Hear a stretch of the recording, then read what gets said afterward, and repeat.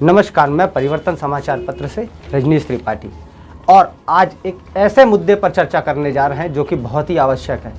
आप कहते हैं ना कि हमारे देश में न्याय है, सुशासन है। ऐसा मैं नहीं कहता, देश के मंत्री कहते हैं, प्रधानमंत्री कहते हैं और कई नेता कहते हैं, लेकिन सुशासन की पोल खुलने वाली है। आपको क्या लगता है, पुलिस विभाग, प्रशासन विभाग क्या न्याय दे पाता है? न्याय की स्थिति क्या है? कहते हैं कि न्याय की स्थिति जब से सरकारें अभी बदली है तब से न्याय की स्थिति बहुत बदल गई, लेकिन इन्हीं सरकारों में न्याय कैसे मिल रहा है ये बहुत आवश्यक है जानना। एक व्यक्ति दर दर भटकता हुआ, दर दर की ठोकरें खाता हुआ सभी दूर से न्याय की गुहार लगाते हुए पहुंचा, लेकिन आज तक उसे न्याय नहीं मिल पाया। न जाने कितने पुलिस ने जांच करी, कितने बड़े अफसरों ने जांच की, लेकिन क्या वह अफसर पढ़े लिखे थे? यह भी एक समस्या का विषय, क्योंकि मेरी नज़र में अगर दस्तावेजों को कोई कम पढ़ा लिखा व्यक्ति भी देख लेता है तो ये कहता है आपके साथ गलत हुआ है, आपके साथ अन्याय हुआ, आपको तो न्याय मिलना चाहिए। वही अधिकारी कहते हैं कि आपको तो न्याय मिलना चाहिए, लेकिन उनकी जांच की रिपोर्टें कुछ अलग बताती है। आज तक एफआईआर नहीं हो पाई, ना ही जांच हो पाई। कोर्ट, यहाँ तक कि कोर्ट ने भी माना कि हम उन मसलों को वापस से खोलते हैं जिन मसलों पर लगता है कि बहुत गलत हुआ है। कोर्ट यह मानता है कि आत्मा को झकझोर देने वाले प्रकरणों पर ही वापस से सुनवाई होती है, और ऐसे ही एक प्रकरण में कोर्ट ने सुनवाई की और कहा भी कि इस तरह के प्रकरण आत्मा को झकझोर देते हैं। आज कई वर्षों से 2015 से लेकर अब तक 7 साल हो चुके हैं लगातार दौड़ते हुए, लेकिन पुलिस आज तक सही जांच नहीं कर पाई, क्राइम ब्रांच सही जांच नहीं कर पाया, आला अधिकारी सही जांच नहीं कर पाए, सीएम, पीएम, यहां तक कि आरबीआई तक को भी आवेदन दिए गए, लेकिन कोई कार्यवाही नहीं हुई। मानवाधिकार तक भी गए, कोई कार्यवाही नहीं। जहां से भी जांचें होती सिर्फ गलत होके आती।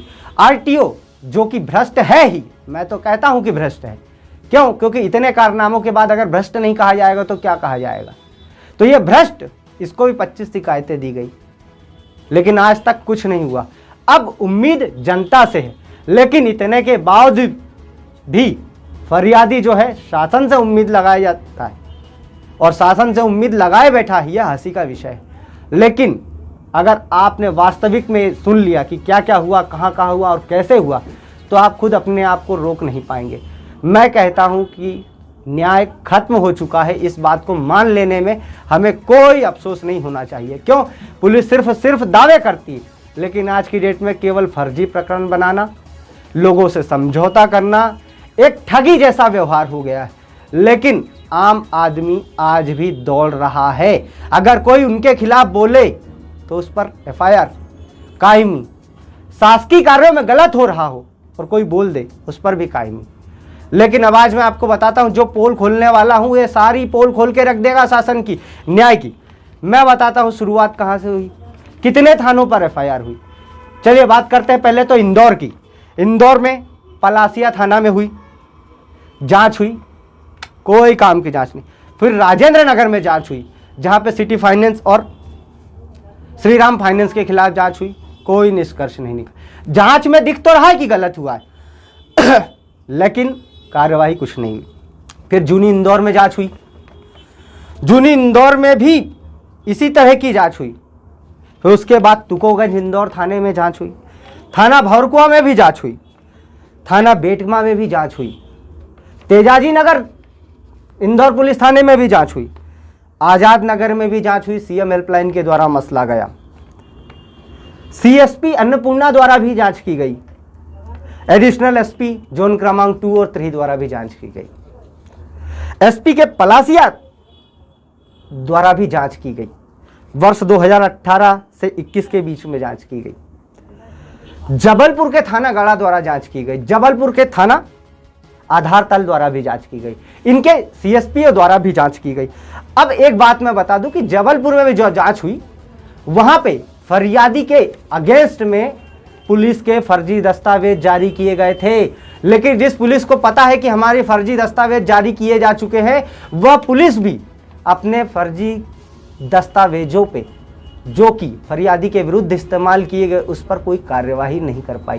तो समझ लीजिए कि पुलिस के दस्तावेज फर्जी बनाना गुनाह नहीं हमारे देश में, इससे तो यही साबित होता है। लेकिन अगर आप करेंगे या मैं करूंगा तो शायद गुनाह हो सकता है, लेकिन बड़े लोगों के लिए गुनाह नहीं है। यह पुलिस की विश्वसनीयता है कि आप कैसे विश्वास करें पुलिस पर। चलिए, इसके बाद पीएमओ को भी शिकायत की गई 2017 में। कहते हैं कि जब न्याय नहीं मिलता तो पीएमओ को शिकायत की जाए, एक बार में आवाज़ उठती है, लेकिन पीएमओ भी फेल हो गया। आरबीआई में भी जांच के लिए दिया गया कि इन सिटी फाइनेंस और श्रीराम फाइनेंस द्वारा कैसे धोखाधड़ी की गई, उसमें भी कोई कार्यवाही नहीं हो पाई। इसके बाद 60 से 70 सीएम हेल्पलाइन, कोई रिजल्ट नहीं। कहते हैं सीएम साहब बड़े गर्व से कि सीएम हेल्पलाइन बहुत सहयोग करती, लेकिन शायद एक आदमी का सहयोग नहीं कर पाई। इसके बाद आरटीओ के पास भी 2015 से 18 के बीच में 10 से 15 शिकायतें गई, लेकिन आरटीओ तो भ्रष्ट है ही। ये तो ऐसा विभाग है जो भ्रष्टाचार से पूरी तरह लिप्त है। इनके दस्तावेजों के आधार पर मालूम पड़ता है कि किस तरह से गलत किया गया, लेकिन आरटीओ शिकायत का निराकरण नहीं कर पाया। कलेक्टर कार्यालय में भी 200 से 250 शिकायतें हो गई 2015 से 2022 तक। न जाने कितने कलेक्टर बदल गए, लेकिन इनकी किस्मत नहीं बदल पाए। अब बात आती क्राइम ब्रांच की। यह घटनाक्रम इस तरह हुआ कि गाड़ी को सीज जहां से किया गया, दूसरी जगह से बताया गया, दस्तावेज फर्जी बनाए गए, थाने के भी दस्तावेज बनाए गए, फाइनेंस कंपनियों द्वारा भी फर्जीवाड़ा किया गया। सब दूर से इतना फर्जीवाड़ा लिप्त कि देखकर भी शर्म आती है कि क्या इतने फर्जीवाड़ी के बाद भी हमारा कानून सोया रहता है। अब उम्मीद जागती है क्राइम ब्रांच से। क्राइम ब्रांच ने भी जांच की अभी त्वरित में, लेकिन क्राइम ब्रांच तो इतना महान निकला, जिसको हम कहते हैं कि क्राइम ब्रांच पावरफुल संस्था है। जहां पुलिस काम नहीं कर पाती वहां क्राइम ब्रांच काम करता है। क्राइम ब्रांच ने घटनाक्रम ही बदल दिया और इसकी जांच की थी भास्करे साहब ने, जो कि अभी गांधीनगर थाने में पदस्थ हुए हैं टीआई के पद। शायद उन्हें पदोन्नति मिली, लेकिन शायद इस कार्य की वजह से मिली क्या? इतना अच्छा कार्य किया था क्या उन्होंने बता दिया कि गाड़ी गुजरात से सीज हुई थी। आज तक के दस्तावेजों में केवल यही चला आ रहा था कि गाड़ी जबलपुर से सीज हुई थी। अब ये काया ही पलट दी गई है केस की। जबलपुर के फर्जी दस्तावेज लगाए गए, कोर्ट से केस लगाए गए, कोर्ट में केस हार चुकी कंपनी, इसके बावजूद घटनाक्रम ही बदल चुका है। तो क्या सीबीआई या क्राइम, जिसको हम कहते हैं क्राइम ब्रांच, अच्छा काम तो किया उसने? अभी भी अधिकारी कहते हैं कि हम जांच करेंगे, लेकिन आज तक जांच हो नहीं पाई है।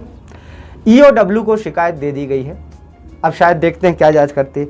थाना देपालपुर में भी शिकायत हुई और पुलिस इंदौर मुख्यालय में भी न जाने कितनी बार शिकायत हुई। थाना एमआईजी पर भी शिकायत हुई, कमिश्नर कार्यालय पर भी शिकायत हुई, पीएम को शिकायत हुई, केंद्रीय गृह मंत्री को शिकायत हुई और कई अखबारों में छपा, लेकिन आज तक केवल न्याय नहीं मिल पाया, बाकी सब कुछ मिला। तो इसका अर्थ है कि क्या विदेशी संस्थाएं जांच करेगी? क्या विश्व की संस्थाएं जांच करेगी जो हमारे देश में न्याय नहीं मिल पा रहा है? क्या हमारे देश की पुलिस को फर्जी केस बनाने से फुर्सत नहीं? हम जिसके दम पर सुरक्षित है, हम कहते हैं कि पुलिस है तो हम जिंदा है, वही पुलिस आज इतने प्रकरणों के बाद भी कुछ नहीं कर पाई। इस पर क्या कहे जाए? अब हम बात करेंगे अनीस खान जी से, उन्हीं के वक्तव्य सुनिए किस तरह से वो परेशान है और क्या हुआ। लेकिन अगर इसके बाद भी न्याय नहीं मिल रहा है तो मैं कहता हूं कि न्याय व्यवस्थाओं पे खर्चा कम कर देना चाहिए और जनता को इस पर ध्यान देना चाहिए कि क्या हम सुरक्षित हैं, क्या वास्तव में हम इस देश में सुरक्षित हैं। और न्याय नहीं मिल पा रहा है तो क्या न्याय मिल पाएगा? ऐसे में जीवन जीना बहुत मुश्किल हो जाएगा। इसलिए न्याय व्यवस्था बनाए रखने के लिए आप सभी को आगे आना। चर्चा करने जा रहे हैं जिनके साथ इतनी ज्यादतियाँ हुई है, जो भी आपने सारा घटनाक्रम मैंने बताया है उस संबंध में हम चर्चा करते हैं। मैं मौजूद हूँ अनीस खान जी के साथ, जिनके साथ इतनी धोखाधड़ी हुई है जो कि आप पहले सुन चुके हैं। तो अनीस खान जी, आप मुझे बताएं कि यह आप कितने सालों से परेशान हो रहे हैं? जी, मैं 2015 से परेशान हो रहा हूँ। अच्छा, 2015 से ये परेशान। अच्छा, आपके साथ धोखाधड़ी किस किस ने की है? मेरे साथ में धोखाधड़ी श्रीराम ट्रांसपोर्ट फाइनेंस कंपनी ने की है, हाँ। एवं 2 बीमा कंपनियों ने की है, एवं पुलिस अधिकारियों ने जो है 45 थानों पे मेरे केस की जांच की गई है, लेकिन सारी जगहों के जांच रिपोर्टें भी गलत यानी कि जो है जांच की जा रही है। इसके बाद में श्रीराम फाइनेंस कंपनी ने मेरे खिलाफ एक आर्बिट्रेशन का अवार्ड पारित किया था, जो 23,41,000 रुपये का था। वह अवार्ड जो पारित किया था, उस अवार्ड को मैंने जिला न्यायालय में चुनौती दी कि जो अवार्ड आदेश मेरे खिलाफ पारित किया है वो गैर कानूनी और अवैधानिक है। इस अवार्ड आदेश के ऊपर जो है न्याय कोर्ट के द्वारा जांच की गई, तो न्याय कोर्ट के द्वारा एक आदेश पारित किया गया है कि वास्तविक यानी कि आपके साथ में हर तरीके की धोखाधड़ी हुई है और इस मामले में श्री राम फाइनेंस कंपनी का इस 23,41,000 रुपये का अवार्ड हमारे द्वारा खारिज किया जाता है। तो न्याय कोर्ट के जिला कोर्ट के द्वारा इस अवार्ड पारित को भी खारिज कर दिया गया है। अच्छा, तो इस अवार्ड को भी खारिज किया गया। जिला कोर्ट ने माना कि यह अक्षम्य अपराध है और ऐसे प्रकरणों की ही सुनवाई होती। अनीस खान जी पिछले कई वर्षों से परेशान हैं। कितने 45 थानों में आवेदन दे चुके हैं। इसके अलावा आपने क्या मुख्यमंत्रियों को और प्रधानमंत्रियों को और सभी जगह पे आवेदन दिए हैं? जी, मैंने जो है मुख्यमंत्री कार्यालय भोपाल वल्लभ भवन में भी यानी कि बाय पोस्ट आवेदन भेजे हैं। और आरबीआई को इसके बारे में सूचना प्रदान की थी आपने? जी, आरबीआई को भी मैंने शिकायत दर्ज की थी, लेकिन वहाँ से भी कोई निराकरण नहीं किया जा रहा है। अच्छा, सभी थानों में जो रिपोर्ट दी गई है क्या आप उससे संतुष्ट हैं? जी, सभी थानों से जो रिपोर्ट दी गई है उससे मैं असंतुष्ट हूँ, क्योंकि जांच जो है पुलिस के द्वारा जांच 3 भागों में की गई है और श्री राम फाइनेंस कंपनी जो है एक ही वाहन को 3 तारीखों में बेचना बता रही है। तो एक ही वाहन 3 तारीखों में कैसा बेचा जा सकता है, ये तो असंभव है। अच्छा, आरटीओ के द्वारा भी इसमें घपला किया गया है, इसको लेकर आप क्या कहेंगे? जी, आरटीओ कार्यालय ने भी जो है धोखाधड़ी मेरे साथ में फाइनेंस कंपनी से साठगांठ में मिलकर की है। इंदौर आरटीओ के द्वारा मेरा जो वाहन है जिसका वाहन क्रमांक MP09HG1004 था, ये फर्स्ट ऑनर मेरे नाम से इंदौर आरटीओ रिकॉर्ड में दर्ज था। उसके बाद में श्री राम फाइनेंस कंपनी की साठगांठ में आकर के इंदौर आरटीओ ने मेरा वाहन सेकंड ऑनर 29/7/2015 को श्री राम फाइनेंस कंपनी के नाम ट्रांसफ़र किया है। उसके बाद में जब मैंने ऑनलाइन आरसी रजिस्ट्रेशन के दस्तावेज फिर निकालना चालू करे तो उसमें मुझे दोबारा जो है थर्ड ऑनर के नाम से आरसी रजिस्ट्रेशन का दस्तावेज भी सादिक खान पिता याकूब खान बेटमा दौलताबाद के नाम से प्राप्त हुआ है। अच्छा। और उसमें जो है इशू डेट जो है 29/7/15 उसमें भी बताई गई है और सेकंड ऑनर के नाम ट्रांसफ़र में भी इशू डेट 29/7/15 ही बताई जा रही है। तो मेरा मानना यह है कि एक ही वाहन एक ही तारीख में 2 ऑनर के नाम ट्रांसफ़र कैसा किया जा सकता है। चलिए, अच्छा, अभी की लेटेस्ट जो बात हुई है वो क्राइम ब्रांच द्वारा भी जांच की गई। अच्छा, आप बता पाएंगे कि क्राइम ब्रांच द्वारा आपकी जो जांच की गई उसमें क्या पाया गया? क्राइम ब्रांच के यानी कि जो है 45 जगहों की जांच से मैं असंतुष्ट हुआ। फिर मैंने वरिष्ठ अधिकारियों को शिकायतें दर्ज की कि साहब 45 जगहों की जांच रिपोर्ट से मैं असंतुष्ट हूं, तो मेरी जो है जांच क्राइम ब्रांच से करवाई जाए। तो मामला जो है क्राइम ब्रांच में गया। क्राइम ब्रांच के जांच अधिकारी ने रमेश कुमार भास्कर साहब के द्वारा मेरे केस की जांच की गई। अब 2 साल पहले तो जो है पुलिस थाना राजेंद्र नगर ने श्री राम फाइनेंस कंपनी से लिखित जवाब प्राप्त किया कि अनीस खान का वाहन सीज करने से पहले आपने किस थाने पे सूचना दी है।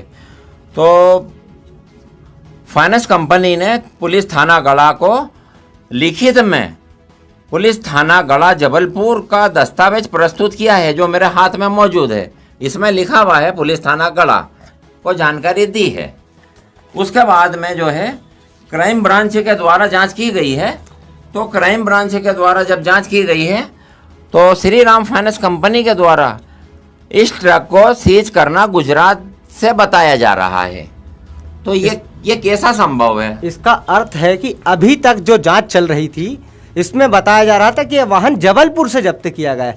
हालांकि जबलपुर की पुलिस का और गढ़ा थाने पुलिस का कहना है कि हमने कोई जब्ती का लेटर इशू नहीं किया, हमारे थाने से कोई सूचना प्राप्त नहीं हुई। लेकिन जबलपुर के गढ़ा थाने का पत्र लगाया जा चुका है कोर्ट में साक्ष्य के रूप में, जो कि कोर्ट को गुमराह करना कहलाता है। लेकिन अब क्राइम ब्रांच ने तो पूरा तख्ता ही पलट दिया, वाहन ही जबलपुर से गुजरात पहुंचा दिया है। यह कहानी इस तरह से चल रही। आपको क्या लगता है कि आपको मध्य प्रदेश सरकार या इस देश में न्याय मिल पाएगा? जी, मुझे जो है इस भारत सरकार के ऊपर काफ़ी भरोसा है और मैं ये जानना चाहता हूँ कि भारत सरकार का न्याय 40 देशों से अच्छा न्याय कानून है, लेकिन यहाँ का भ्रष्टाचार से जो है आदमी यानी कि जो है हाथ पैरों पे आ जाता है, क्योंकि भ्रष्टाचार ही इतना यानी कि जो है इस देश में फैला हुआ है कि आदमी भ्रष्टाचार के खिलाफ जांच सही नहीं कर पाता है। कोई भी जांच अधिकारी अगर जांच सही करेगा तो ही एक गरीब आदमी को इंसाफ मिल पाएगा ना। आज इतने वर्षों से परेशान होने के बाद भी अनीस खान को सरकार के ऊपर विश्वास है, अपने देश के प्रधानमंत्री पर विश्वास है, मुख्यमंत्री पर विश्वास है कि हाँ मुझे न्याय मिलेगा, लेकिन अभी तक न्याय की उम्मीद कहीं से दिखती नहीं आ रही है। आइए देखते हैं क्या होता है, क्या इसके बाद भी शासन प्रशासन जागता है और एक व्यक्ति को न्याय मिल पाता, हमारे देश में न्याय बचेगा। परिवर्तन न्यूज़ के लिए मैं रजनीश त्रिपाठी, धन्यवाद।